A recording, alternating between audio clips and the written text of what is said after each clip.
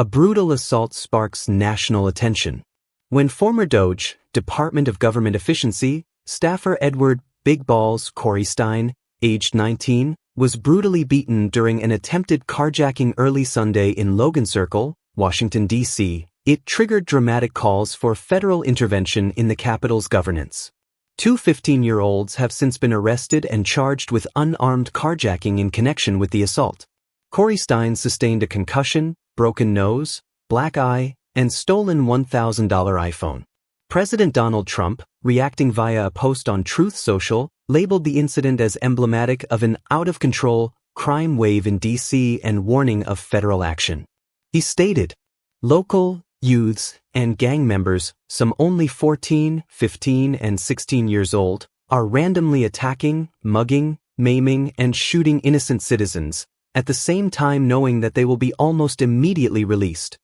Trump demanded legislative changes to allow juveniles aged 14 and older to be tried as adults.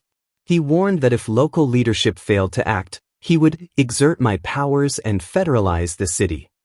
Trump's post included a graphic image purportedly showing Corstein's injuries, which multiple sources identified as the veteran staffer. Elon Musk, former DOGE head and frequent Trump ally, publicly supported the federal intervention call. On X, he wrote that Corey Stein ran to defend a woman from assault and was severely injured. Musk added, "It is time to federalize D.C."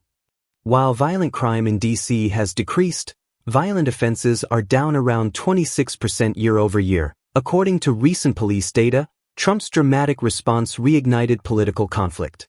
D.C. Attorney General Brian Schwalb asserted that no resident or visitor should experience such violence, and U.S. Attorney Jeanine Pirro emphasized tougher prosecution irrespective of age.